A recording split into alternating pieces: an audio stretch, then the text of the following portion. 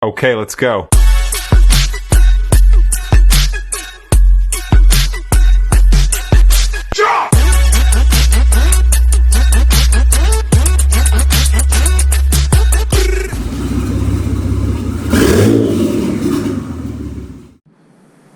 Alright, so I'm going to try and document this build, whatever all of this might be. But yeah, I have a few parts, and there is a bunch of videos that just don't exist for this car. Mitsubishi 3000 GT VR4, in my personal case, a Mitsubishi GTO Twin Turbo. I found it over in Japan, and I wanted a JDM that not a lot of people have, and then I started learning how difficult it is to work with, and I fell in love, and now I'm trapped, so I have to do this. But yeah, I'm going with obviously a blackout theme, so the whole car is murdered out. Painted this giant beautiful dual core front mount intercooler, which will gladly replace the tiny little side mount intercoolers that it came with. Found this, used to be rusty, polished it up, made it nice, painted the tips, and yeah, that's actually a Japanese exhaust for the GTO that a buddy of mine had, who also has a GTO, and I met him through this tiny community. Brandon, if you're watching this. But yeah, I'm going to go with a Walbro 525 fuel pump. Should be plenty of fuel for those 1200 cc injectors. Some of the pile of parts that I got from Jarrett's Higher Standards Performance, along with this beautiful box of goodies here,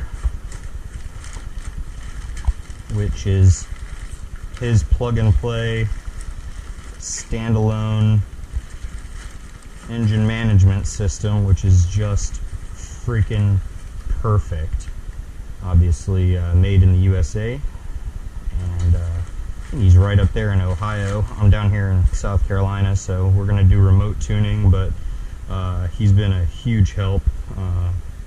Got that stage 4 clutch under there from him, got the flywheel, and a whole bunch of various parts. Braided steel oil cooler lines. I'm gonna do a custom oil cooler instead of the stock tiny one. I pretty much have every maintenance item you could think of, and then obviously the upgrades. I'm going with a nice full exhaust. This midsection, one straight pipe there. It should sound pretty freaking great. In another video, I'm actually going to do a review of these baddies, Kinagawa 21H HHL turbos. They're if you're sticking with the TD04 housing and going with a stock fitment, you can't go wrong with those. I'll go into detail in a different video about that. Yeah, I'm gonna go with these solid motor mounts.